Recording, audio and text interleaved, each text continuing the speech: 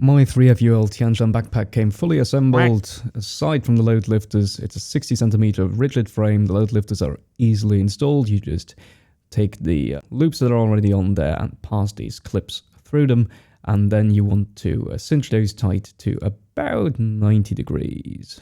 The straps themselves are height adjustable for your back length. Again, really easy to do. Just clip them open by pressing downwards. Put them in your desired loops, and that's really all there is to it. The double action waist strap can be cinched nice and tight, and then you have a lumbar pad and this mesh net that you want to position after you've adjusted the height, and then cinch that tight as well. The chest strap is height adjustable, however it doesn't have any elastic, so I have sewed some in. The point of adding some elastic is that the chest strap can now move while you are breathing. Load lifters at 90 degrees. You don't want to over tighten these, especially when the backpack is empty, because the curvature will then pull the backpack hard into your neck or your head, depending on your height. As the backpack becomes heavier, it naturally moves backwards, and you want to adjust the load lifters accordingly.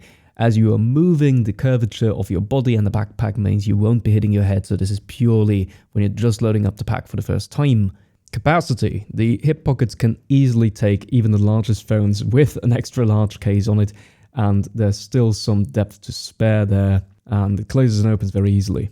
The side pockets can be cinched quite tight. This does come in handy if they are not fully loaded, because they have rather a large capacity.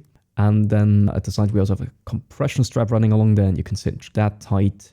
The side pockets can hold 1.5 liters of water, and the front can hold another half-liter bottle, maybe even a little more even. I'm using all soft flasks here, and again can be cinched tight. The front mesh net is rather big, it can be cinched, and there is an ice axe loop on the right side of the backpack, as well as 2 loops here, but no loops whatsoever on the bottom. However, there are 2 drainage holes from the side pockets, and those with a little bit of rope can make for a bungee add-on, which you can then strap, a seat cushion or a roll top bag, which also fits in the top. And the capacity of the main compartment, which opens and closes quite easily, is supposedly only 38 liters, but let's put that next to a Deuter 40 plus 10 liter. You can see the Tianshan is much taller, even if it lacks a head, so this is much closer to a Deuter 50 liter pack or an Osprey 55 or 60 liter pack in capacity. Packing it up, I've got quilt, I've got a sleeping pad, some first aid, a 2-person tent, lots of clothes and cooking gear, and I haven't even filled the rigid part of the frame yet. The roll top is completely relaxed at this point. And then on the outside, I'm going to put 2 bottles of water on each side, as well as my rain gear and a fleece and a windbreaker. And then moving on to the back, I've got my ice axe and my trekking poles that I've attached with some bungee. And then 2 more half-liter bottles in the front, my gloves that go in the hip belt pockets on one side, and then some hygiene stuff and my crampons in the mesh pocket.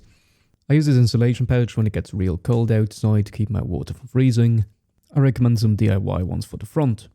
Carrying my usual load of 12 to 15 kilograms, I found the backpack very comfortable, more so than other ultralight backpacks that only have a vertical frame. So aside from 2 small modifications, I have no complaints whatsoever about this backpack.